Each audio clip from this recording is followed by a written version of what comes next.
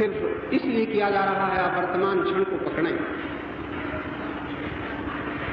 बड़े संक्षेप में जो कुछ आप साधन के नाम पर करते हैं सो तो करते ही। हमारे महान संतों ने, एक होता है क्रिया प्रधान साधन, एक होता है भाव प्रधान साधन, एक होता है विचार प्रधान साधन, एक होता है प्रेम।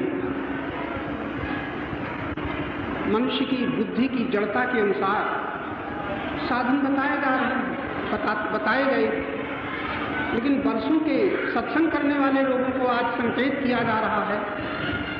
ऐसा न कोई कहे कि हम जिनके पास बैठे रहे उन्होंने कुछ बताया नहीं। इसलिए आपको केवल जब कभी जरूरत पड़े, प्रातः भी इशारा किया गया था कि तुम्हारे बंधनों का अंत तुम्हारे ही द्वारा होगा। तब जब तुम जान लोगे कि बंधन मेरे बनाए गए, तुम्हारी स्वतंत्रता तुम्हारे ही द्वारा सुलभ हो सकती है। कब जब तुम जान लोगे आरंभ में हम स्वतंत्र थे, लेकिन स्वतंत्रता के कारण जिससे स्वतंत्रता मिली थी उसको भूल करके हम परतंत्र हो गए। कितनी बड़ी भूल चल रही है। इस भूल को अगर आप लोग समझ लें तो साधना क्या है, एक इशारा किया जाएगा तो परमात्मा की प्राप्ति का साधन। परमात्मा कैसे मिलेंगे, ये साधन की बात, परमात्मा की प्राप्ति। लोग कहते हैं भगवान कैसे मिलेंगे, भगवान कैसे मिलेंगे, कौन से भगवान, कितनी दूर के भगवान, अयोध्या के भगवान की वृंदावन के कि उत्तर के कि दक्षिण के, आपके भगवान पता नहीं कौन से चुन लिए। चुनाव, भगवान का भी हम लोग चुनाव करते हैं, पता नहीं कितने दूर या कितने निकट। लेकिन गुरुजनों के पास जाकर के जब तुम सुनोगे तो तुम्हें दूर के भगवान का पता छीन करके निकट से निकट जो तुम्हारे साथ या जिसमें तुम हो उस भगवान का पता संत बताते हैं। हर एक नहीं बताता, जिनको खुद ही नहीं मालूम है वो क्या बता पाएंगे, खुद ही नहीं मालूम। जिसको मालूम है वही बता पाता है। तो परमात्मा का जब प्रश्न आवे, धन कैसे प्राप्त हो, मैं नहीं कहूंगा मंदिरों में जाओ। मान कैसे प्राप्त हो, भोग कैसे प्राप्त हो, कोई आवश्यकता नहीं। दूसरे देशों के लोग, अमेरिका के, इंग्लैंड के, फ्रांस के, रूस के लोग, रूस तो ईश्वर को मानता ही नहीं, फिर भी सुखी। भारतवर्ष से ज्यादा तुम धर्म चिल्लाते हो, वो धर्म नाम नहीं मानते, लेकिन धन है उनके पास, बल है उनके पास, विज्ञान का चमत्कार है उनके पास। पता नहीं किसकी पूजा की है, पता नहीं किसका नाम जपा है, पता नहीं कौन देवी देवता की जागरण किया है, आराधना की। क्या हमने गढ़ रखे हैं साधना के नाम पर देवी जागरण। देवी तुम जाग जाओ तो बड़ी खुश हो जाए। ये हमारी कल्पनाएं। रात रात भर पाठ कर डालो, बड़ा फल मिल जाए। पाठ करने का फल। इन कल्पनाओं से धर्म के नाम पर हमारा देश बहुत अंधकार में है। और ये कल्पनाएं उन लोगों ने बनाई हैं कि जिनको नहीं मालूम, बेचारे जो नहीं जानते उन्हें कैसे बताएं। हमारा समागम उन्हीं से अधिक हुआ, जैसा वो मानते हैं हमें मना दिया। हिंदू घर में पैदा हुए, माथे में नहीं लिखा था, किसी ने सुनाना शुरू किया, तुम हिंदू हो या मुसलमान हो, बस हमने मान लिया। तुम ब्राह्मण हो, क्षत्रिय हो, मान लिया। शास्त्र कहता है जन्म से कोई ब्राह्मण नहीं होता, शूद्र होता, संस्कार से द्विज होता, लेकिन हम अकड़े जा रहे हैं हम ब्राह्मण। शास्त्र कहता है जो ब्रह्म को जान लेता है वो ब्राह्मण होता है। वैसे तो ब्रह्म से सारा संसार उत्पन्न हुआ, तो जो जिससे उत्पन्न होता है वो उसी की जाति का होता है। जरा ध्यान देना, तुम कहते हो मैं ब्राह्मण हूं, ये चमार कहां से उत्पन्न हुआ, ब्रह्म से कि और कहीं से? नीच जाति वाले कहां से आए, ब्रह्म से कि और कहीं से? ब्राह्मण ब्रह्म से आया और भंगी ये चोर ये सब और कहीं से आए। ये भी हमारी कल्पनाएं हैं, मान्यताएं हैं। अहंकार अकड़ा करे, होता क्या है इसमें? ब्रह्म तत्व का जो ज्ञाता है वो ब्राह्मण है। और ऐसा ब्राह्मण इतना उसकी बुद्धि व्यापक हो जाती है, अहंकार से रहित होता है, विनम्रता के सहित होता है, दूरदर्शी होता है, परिणामदर्शी होता है। वो तुच्छ के पीछे, लघु के पीछे, क्षुद्र के पीछे वो नहीं भागता है, महान को जान लेता है। ऐसा ब्राह्मण पूजनीय। हम जात से ही अकड़े बैठे, अकड़ो क्या होता? इस तरह की भ्रांतियां चल रही हैं। साधन के नाम पर, भगवान के नाम पर, पूजा के नाम पर बुद्धि की जड़ता समाप्त नहीं होती। भगवान के भजन से हमारी जड़ता भी, अज्ञान भी नहीं दूर होता। एक भगवान का भजन नहीं करता और अपने से विद्वान के पास जाता है, थोड़े दिन में विद्वान बन पाता है, विद्वान बन जाता है। इसका मतलब हमारा अहंकार इतना जड़ता से सना हुआ है, जड़ता। कोई कोई हमारी बातें सुन करके और तुरंत ये कल्पना कर लेंगे, मालूम होता है कोई छोटी जात के आदमी थे, इसलिए ब्राह्मण जात का विरोध कर रहे हैं, ऐसी भी कल्पना करेंगे। जरा सा हम ईश्वर के विषय में चर्चा करेंगे, तुम्हारा ईश्वर झूठा है, तो कहेंगे मालूम होता है नास्तिक आदमी। ऐसी धारणाएं पकड़े हुए हैं लोग, पकड़े हुए होगा क्या? कौन दुख मिटाएगा, कौन शांति मिटाएगा, कौन भय मिटाएगा? हम कुछ भी बन जाए, हमारे बन जाने से क्या होता है?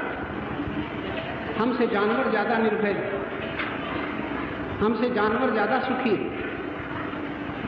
खूंटा में बंधे हुए हैं जानवर, इतने चिंता से घिरे हुए नहीं जितना हम घूमते हुए घिरे। क्या हमारी मानवता? केवल अहंकार अकड़ रहा। तो आपकी साधना की बात कही जा रही थी। अगर इतनी श्रद्धा हो गई है कि संतों महात्माओं की चर्चा आप सुन रहे हैं, कभी कभी प्रश्न होता है कि भगवान कहाँ मिलेंगे, शांति कैसे मिलेगी, तो याद रखना परमात्मा की खोज। मैं भी परसों कहीं कह रहा था, एक काम करना, सब कुछ खोजना, लेकिन परमात्मा को न खोजना। खोजना ही है तो और चाहो कुछ खोजना, लेकिन ईश्वर को, परमात्मा को न खोजना, नहीं धोखा खाओगे। परमात्मा को खोजने वाले जरा पता बता दो, कोई खोजने वालों ने पाया। कल्पना मत करना मीरा को भगवान मिले, खोजा। मीरा ने खोजा नहीं, मीरा ने जहां थी वही पुकारा, केवल पुकारा। उसकी पुकार के पीछे, मीरा की पुकार के पीछे केवल शब्द न था, प्रेम। प्रेम से भगवान को पुकारो, हरि व्यापक सर्वत्र समाना, प्रेम से प्रकट हुए मैं जाना। तो हमारा प्रेम तो फंसा है संसार के संबंधियों में, प्रेम तो फंसा है वस्तुओं में, भोग की वस्तुओं में। और हम कर रहे हैं भजन, हम कर रहे हैं पूजन, हम कर रहे हैं आराधना, भगवान मिलेंगे? इतने गए बीते भगवान है कि हमको नहीं समझ पाएंगे कि पुकारता तो है लेकिन चाहता क्या है। ये कमियां चल रही हैं। इसलिए परमात्मा को पाना हो तो खोज बंद कर दे। तो कहो फिर करें क्या? जो तुमसे दूर नहीं है, थोड़ा सोच के देखो, जो तुमसे दूर नहीं है उसको पाने के लिए तुम करोगे क्या? करना तो उसके लिए होता है जो कहीं चल करके मिले, चिल्ला करके मिले, दौड़ करके मिले। जो मिला ही हुआ है उसके लिए तुम्हें क्या करना पड़ेगा? तो एक बड़ा सरल साधन, मिला ही हुआ है उसके अनुभव के लिए तुम्हें जो कुछ कर रहे हो उसको छोड़ना पड़ेगा। थोड़ी थोड़ी देर के लिए छोड़ो, 10 मिनट 15 मिनट के लिए छोड़ो, फिर सब घंटा भर के लिए छोड़ो। कुछ नहीं करना है, किसके लिए? परमात्मा के लिए। लेकिन आप एक धारणा बना चुके हैं कि हम परमात्मा को देखेंगे कैसे? देखोगे तो फिर वो परमात्मा न होगा। अगर तुम्हारे सामने कोई धनुर्धारी भगवान राम आ गए, मोर मूछधारी कृष्ण आ गए, तो परमात्मा का माइक रूप होगा, परमात्मा छिपा हुआ होगा उससे, तुम पहचान न पाओगे क्योंकि तुमने सामने देखा। सामने देखना है तो सामने सब है ही है, ये कौन है? जैसे ये सब है तैसे कोई राम का रूप आ जाएगा, कृष्ण का रूप आ जाएगा तो शायद आपको वरदान दे जाएगा। बड़ा धोखा है। परमात्मा को पाने के लिए आपको जिससे दूरी नहीं है उसके लिए कुछ नहीं करना है, और जो दूर है उसके लिए हाथ पर हाथ धर के नहीं बैठना। आपसे जो दूर है वो करके मिलेगा, और जो दूर नहीं वो करके ना मिलेगा, ठहर करके मिलेगा। मिलेगा नहीं बल्कि दिखेगा। जितना आप ठहरेंगे, आप कहोगे कि ठहरे तो हैं, दिखाई क्यों नहीं देता, फिर गड़बड़ हो गया। जहां तुमने कहा ठहरे तो हैं, बैठे तो हैं, दिखाई दे, फिर दिखाई देगा तो तुमसे अलग हो जाएगा, कोई दृश्य हो जाएगा, और जो दृश्य हो जाएगा वो माया हो जाएगा। जो गोचर जहां लग मन जाई तहां लग माया जानो। संतों के कितने सुंदर वाक्य। तब आप कहोगे जब दिखाई न देगा, अगर वो है तो हमें पता क्यों नहीं चलता। हम कहते हैं तुम पहले अपना ही पता बता लो। परमात्मा का पता लगाने वालों, तुम अपना पता बता दो। पहले हमारा पता अभी लिख लो, अमुक गांव, अमुक नाम, अमुक जात, माता पिता। जो आप पता बता रहे हैं अपना पता नहीं बता रहे हैं, ये तो उसका पता बता रहे हैं जो कुछ दिन से ये देह जन्मी है, जिस परिवार में, जिस माता पिता के बीच में, जिस जात में। आपका पता क्या है आपने खोजा। अपना पता तो ठीक बता नहीं पा रहे हैं। भगवान कैसे मिलेंगे, कहाँ मिलेंगे, ये सब भ्रांतियां चल रही हैं। इसलिए जब गुरुजनों के पास जाओगे तो तुमसे ये न कहेंगे कि तुम परमात्मा को कैसे पाओगे। गुरुजन कहेंगे तुम पहले आत्मा को पालो, फिर परमात्मा का प्रश्न उठाना। आज इतनी देर बाद मैं कह रहा हूँ, आपने किताबों में पढ़ा, संतों से सुना, आत्मा का पता चला, और जब आत्मा का पता न चला तुम परमात्मा को खोज रहे हो। बहुत भ्रांति है, बहुत भ्रम है, बहुत भूल। जो निकट से निकट है, मैं कौन हूँ ये न जान पाए, तो तुम खोज रहे हो परमात्मा को। खूब दौड़ लो, खूब भाग लो, उत्तर दक्षिण पूर्व पश्चिम।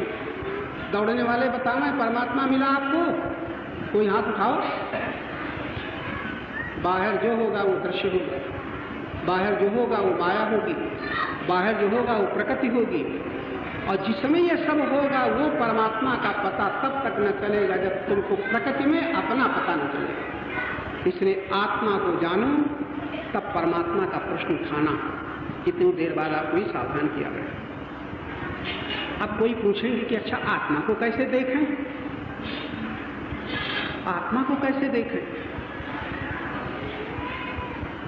अब इसकी साधना है। आत्मा को अगर देखना चाहते हो तो अगर एक प्रश्न करें, कोई तुमसे कहे कि तुम सबके मुंह देख रहे हो, अपना मुंह देखो, तो तुम पूछोगे तुम्हारा मुंह कोई दूसरा दिखाए। तुम्हारा मुंह तो तुम्हारे साथ ही है, अपना मुंह देखो। तो अपना मुंह कैसे देख पाओगे? दर्पण के बिना अपना मुंह देख पाओगे? अपना मुंह देखने के लिए दर्पण चाहिए, तब ये मुंह दिखेगा।